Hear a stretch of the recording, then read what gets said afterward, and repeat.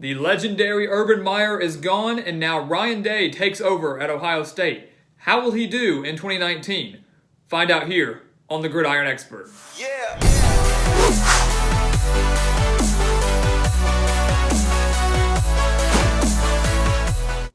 In just one offseason, Ohio State lost their legendary head coach in Urban Meyer and one of the better quarterbacks to come through Ohio State in Dwayne Haskins.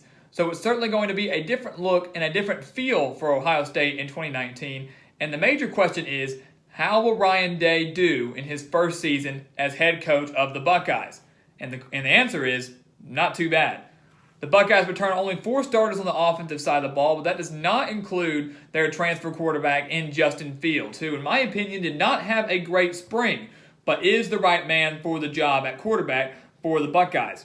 He does get a lot of help, though, on the offensive side of the ball. He brings back JK Dobbins, a 1,000-yard rusher for the Buckeyes last season, and they get KJ Hill and Austin Mack at wide receiver. So this is going to still be a potent offense for Ohio State, despite losing Haskins and despite bringing in a quarterback in Fields who really didn't have any playing experience during his time at Georgia. This offense last year averaged 42.4 points per game. I expect those numbers to decrease in 2019, but not as much as people think. Defensively, though, that's going to be the strength for Ohio State in 2019. They bring back 9 starters, including their top 5 tacklers.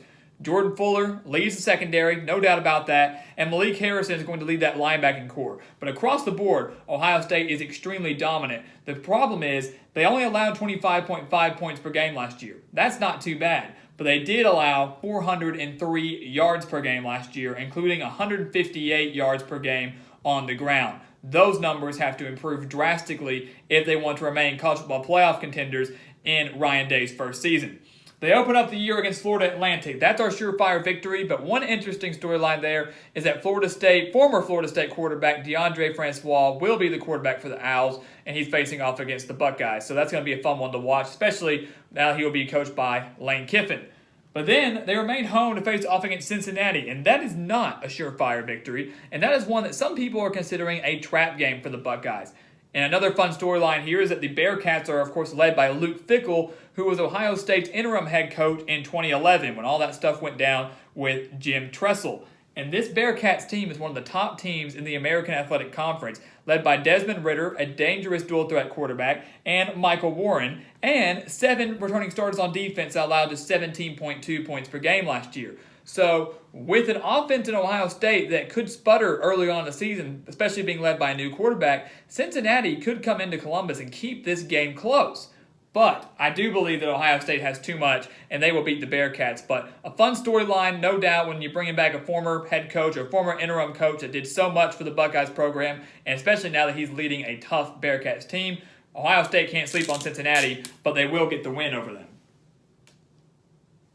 They go on the road to face off against Indiana, and this offense is going to be once again dangerous for Indiana. They have Peyton Ramsey at quarterback, Nick Westbrook at the wide receiver position, and Stevie Scott, a 1,000-yard rusher for the Hoosiers last year. So I expect the offensive numbers to maybe get better for Indiana than they were in 2018. The defense is my only question for the Hoosiers, and even though this game is at home for them, I do not think they're going to be able to beat the Buckeyes. They have a better chance against Michigan, who they have given a fight since 2015 when Harbaugh arrived. But the Hoosiers will fall on the road or at home to the Buckeyes, and Ohio State is 4-0 going into the season because they will beat Miami, Ohio. Then they go on the road to Nebraska.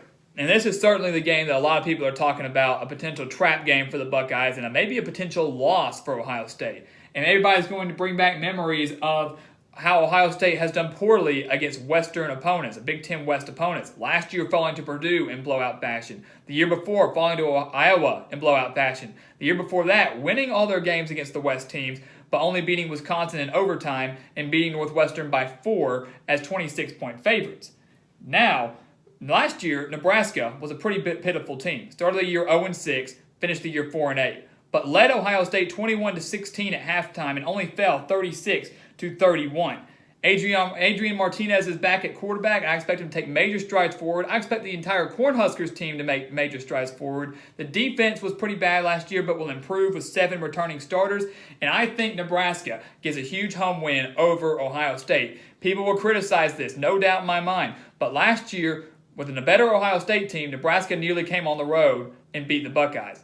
This year it's at home. I'm buying into the Nebraska hype. I think they're legit, and I think they beat Ohio State, who has struggled on the road against Western opponents, and they take their first loss of the season to the Cornhuskers. They come back home, though, and face off against Michigan State, and the last time here in Columbus when they faced off against the Spartans, it was not pretty. Ohio State won 48-3. They've also won 3 straight against the Spartans, including a 26-6 victory last year. Michigan State and Mark D'Antonio are a team that you never want to disregard and never take for granted. And I expect the defense to be extremely dominant for Michigan State once again in 2019. My only question for them is, can the quarterback play improve? Lewerke looked great in 2017. He looked horrible in 2018. If that quarterback play does not improve for Michigan State, whether it's Brian Lewerke or Rocky Lombardi, then Michigan State will once again struggle, no matter how good their defense is. They don't have enough to come on the road and beat an Ohio State team, not especially after a loss on the road to Nebraska. They're going to be hungry for revenge, hungry to get back on the winning track, and they do beat the Spartans at home. They're 5-1. They get a bye week. They go on the road to Northwestern, a team that, once again, they cannot afford to overlook. Northwestern also coming off a bye here on a Friday night on the road for the Buckeyes. It's a dangerous game for Ohio State. It really, really is, especially now that Northwestern brings in Hunter Johnson, the transfer quarterback from Clemson. These two teams did meet in the Big Ten title game last year, Ohio State winning that game 45-24, and Dwayne Haskins just lighting up this Northwestern defense. Northwestern in the wide-open Big Ten West could win it again, could win that division again, but they do not have enough, even though it's at home, do not have enough to beat Ohio State. I know they're both coming off a bye week, but I have more faith in Ryan Day and his Buckeyes off a bye than I do right now in Pat Fitzgerald and the Wildcats. Ohio State gets a much-needed win on the road against Northwestern, a West opponent, but do not be surprised if this game is close. But the Buckeyes do win. Then they face off against Wisconsin, and this is a game where the defense, especially the rushing defense, as I mentioned, has to step up, especially facing off against one of the better running backs in the entire nation in Jonathan Taylor. Wisconsin will be starting either Graham Mertz or Jack Cohn at quarterback. We don't know which one it will be yet. Graham Mertz, a highly recruited freshman quarterback. Cohn had a little bit of playing experience last year when Hornibrook was out with an injury. Regardless, I do think Ohio State's defense steps up in this game, and going up against a young quarterback, regardless of who it is, will be great for this Ohio State defense. That could be one of the better defenses in the entire Big Ten, and I think Ohio State beats the Badgers at home for their 3rd straight victory. A bye week going back home to face off against Maryland. And as we all know, last year's game against the Terrapins was an absolute thriller. Ohio State winning that one barely on the road, 52-51 in overtime. That failed 2-point conversion killed Maryland in that game. Here's the thing, though. I mentioned Ohio State's rushing defense. If you remember the name Anthony McFarland, it's because he had a breakout game against the Buckeyes last year. The running back for the Terrapins. Maryland had 339 rushing yards last year against Ohio State and averaged 7.1 yards per carry. So Ohio State's rushing defense has to step up once again this year, and especially now that Maryland has a good quarterback in Josh Jackson. But Mike Locksley comes in year one. I don't think he's going to get a win on the road against Ohio State, not after what happened last year, not after Ohio State coming off a bye week. He'll get his signature win in year one. It's not going to come against the Buckeyes, though. Ohio State beats Maryland, and it will be a wider margin of victory this year than that 1-point scare last year. They get a win on the road against Rutgers as well, a team that is going to continue to struggle, I feel, in 2019, but should improve on both sides of the ball. I think they will be more competitive than they have been. They certainly look more competitive towards the end of last year, but they don't have enough to beat the Buckeyes this year. And then 2 very tough games for Ohio State to close out the year. Penn State at home on the road against Michigan. Penn State, a team that does lose Miles Sanders at running back, does lose Trace McSorley, and this is a game that Penn State should have won last year. One of the worst coaching calls I've ever seen, trying to run it up the middle on 4th and 5 with the game on the line, and Ohio State escaped Happy Valley with the win. They will survive once again in Columbus, and it might be a pretty wide margin of victory. Penn State still going to be a tough team despite losing so much offensive starters, despite losing so many people due to transfers and doing poorly on the recruiting trail. I still have faith in James Franklin, though, and I do have faith in his defense more than anything. But they don't have enough to come on the road and face off against this stout of an Ohio State defense. I think Penn State drops this game by maybe somewhere between 7 to 14 points. and Ohio State gets a clutch win over the Nittany Lions. And now if you look at this, Ohio State is just a one-loss team. One loss in Big Ten Conference play, one loss overall. They are in the hunt for the Big Ten title. They are in the hunt for the college football playoff. And it will all come down to this final game against Michigan. The game that Jim Harbaugh has been unable to win during his time in Ann Arbor. 0-4 against Ohio State. And Ohio State has won not only 14 of the past 15 against Michigan, but has won the last 7 against Michigan.